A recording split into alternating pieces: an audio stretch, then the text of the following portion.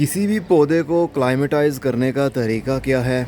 वो पौधा जो आपके एरिया में उग नहीं पाता, लेकिन वो अब आपके एरिया में उग पाएगा, वो कैसे उग पाएगा? इस वीडियो में यही तो बताने वाला हूँ।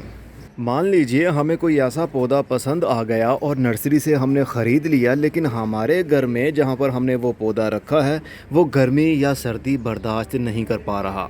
तो उसके लिए हमें किसी खाद की ज़रूरत नहीं है, उसके लिए हमें किसी बड़े गमले की या पॉटिंग सॉइल की ज़रूरत नहीं है, किसी किस्म के स्प्रे की ज़रूरत नहीं है।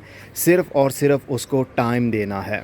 ये एक शफलेरा का पौधा है जो कि पिछले साल भी मेरे पास इसी जगह पर पड़ा हुआ था, लेकिन पिछले साल जून के महीने में इसके सारे पत्ते झुलस गए थे गर्म लू चलने की वजह से। और इस वक्त टेम्परेचर 44 डिग्री हो रहा है। तो 44 डिग्री के ऊपर भी अभी तक पौधा हमारा अच्छी भली ग्रोथ कर रहा है। कोई एक पत्ता भी आपको ऐसा नहीं दिखेगा कि इसके ऊपर सन बर्न हो गया हो या हीट स्ट्रोक का कोई सिम्टम आपको दिख रहा हो। हर पत्ता अपनी बनावट बनाए हुए है।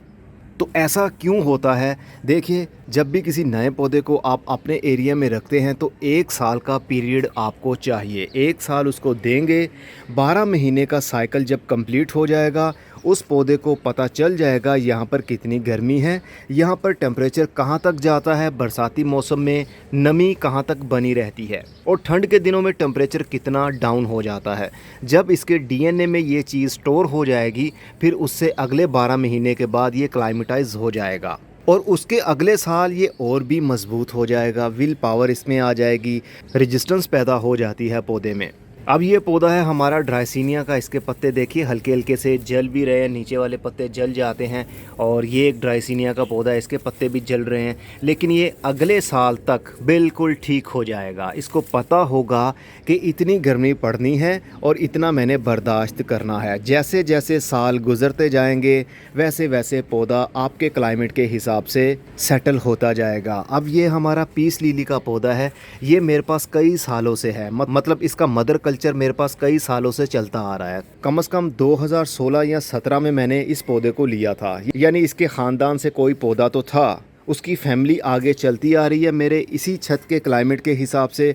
और जून का महीना है, जून के महीने में भी देखिए इसने स्पैथ दिए, फूल लगे और काफ़ी दिनों तक वो फूल खिले रहे। तो अपनी एज पूरी होने के बाद इसके स्पैथ अब सूख रहे हैं, लेकिन नई ग्रोथ भी हो रही है, पौधे के पत्ते आ रहे हैं। जबकि ये बहुत हाई ह्यूमिडिटी एरिया में अच्छी ग्रोथ करता है। शेडी एरिया मिले, लो लाइट मिले और नमी इसको ज़्यादा मिले तो इसकी ग्रोथ अच्छी चलती रहती है। लेकिन यहाँ पर ओपन एरिया में देखिए पौधे की ग्रोथ कितनी माशाल्लाह अच्छी चल रही है। नए नए पत्ते निकल रहे हैं। क्यों निकल रहे हैं? क्योंकि ये क्लाइमेटाइज हो चुका है। जब बहुत ज़्यादा पत्ता बड़ा हो जाता है तो फिर उसके ऊपर बुरा असर तो आएगा ही, क्योंकि पौधे के पत्ते की एक एज होती है। जब वो एज पूरी हो जाएगी फिर आहिस्ता आहिस्ता जितना भी क्लोरोफिल होगा, जितना भी हरापन होगा, जितनी भी इसके अंदर ताकत होगी, वो सारी अपने पौधे की रूट में स्टोर करके ये पौधे के पत्ते मुरझा जाते हैं। तो ऐसे कई पौधे हैं जो क्लाइमेटाइज हो चुके हैं और ऐसे कई पौधे हैं जो अभी क्लाइमेटाइज होने बाकी हैं। जैसा कि ये फर्न, ये पिछले साल ही मेरे पास आई थी, हटा कर दिखाता हूँ आपको।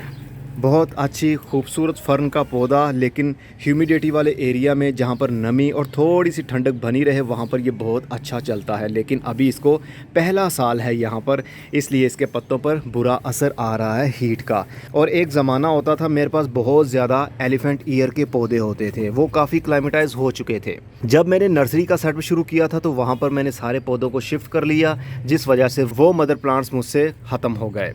और अब ये दोबारा एक नया पौधा अपने इस गार्डन में लेकर आया हूँ, लेकिन ये गर्मी को अभी भी बर्दाश्त नहीं कर पा रहा और करेगा भी कैसे। अभी तो इसको पता ही नहीं कि अगस्त के महीने में कितनी ह्यूमिडिटी होनी है, दिसंबर और जनवरी के महीने में कितनी ठंड होनी है। जब 1 साल का साइकिल कंप्लीट हो जाएगा इस पौधे को पता होगा, इसलिए रेजिस्टेंस बढ़ जाएगी और पौधा हमारा मरने से बच जाएगा और पौधे के पत्ते गर्मी के दिनों में शेडी एरिया में भी ड्राई नहीं होंगे। और ये एक होली फर्न का पौधा है, चाइना में इसको काफ़ी मुकद्दस समझा जाता है, लेकिन यहाँ पर गर्मी के दिन हैं, पहला साल है, इसको पत्ते इसके झुलस रहे हैं, गर्मी बर्दाश्त नहीं हो पा रही, नीचे से नए पत्ते निकलते हैं, लेकिन वो भी आहिस्ता आहिस्ता गर्मी की हीट की वजह से मुरझाना शुरू हो जाते हैं। इसको भी क्लाइमेटाइज होने के लिए कम से कम 1 साल चाहिए, किसी को 1 साल चाहिए, किसी को 2 साल चाहिए। 2 साल अगर आपके पास वो पौधा रह गया तो फिर समझ जाइएगा वो पौधा आपके एरिया के हिसाब से क्लाइमेटाइज हो चुका है।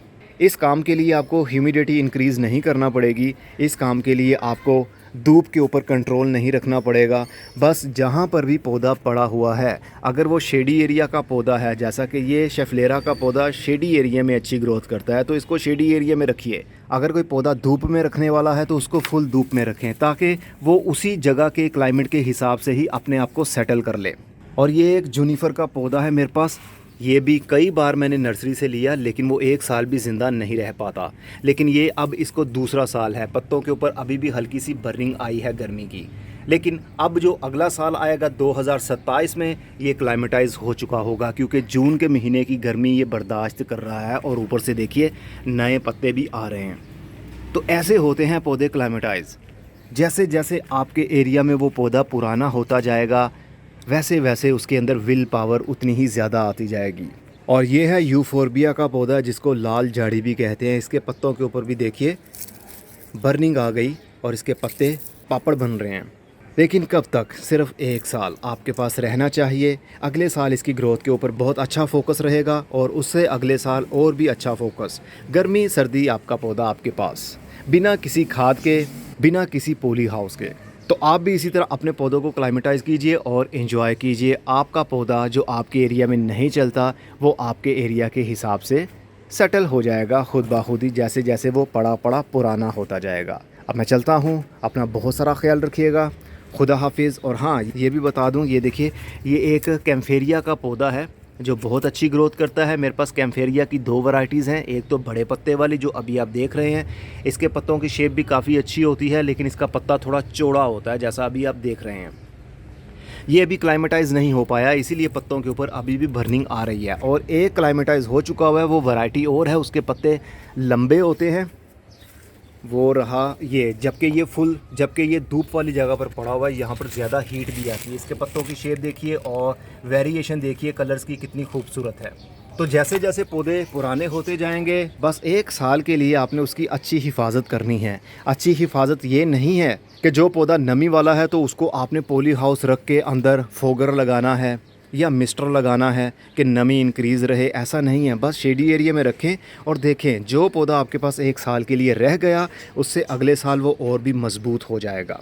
ये पौधा पिछले साल जून के महीने में बहुत बुरी हालत में था, इसके सारे पत्ते झुलस गए थे। ये ब्रासिया का पौधा है, शेडी एरिया में रहता है, इंडोर भी रहता है, लेकिन पिछले साल इसके पत्ते बच नहीं पाए थे हीट की वजह से। लेकिन इस साल जून के महीने में नए पत्ते निकाल रहा है। थोड़ा सा स्ट्रेस अभी भी इसके ऊपर है, पत्ते आप देख सकते हैं हल्के हल्के से मुड़ रहे हैं, लेकिन इससे अगला साल जो 2027 होगा उसमें ये बहुत अच्छे से क्लाइमेटाइज हो चुका होगा।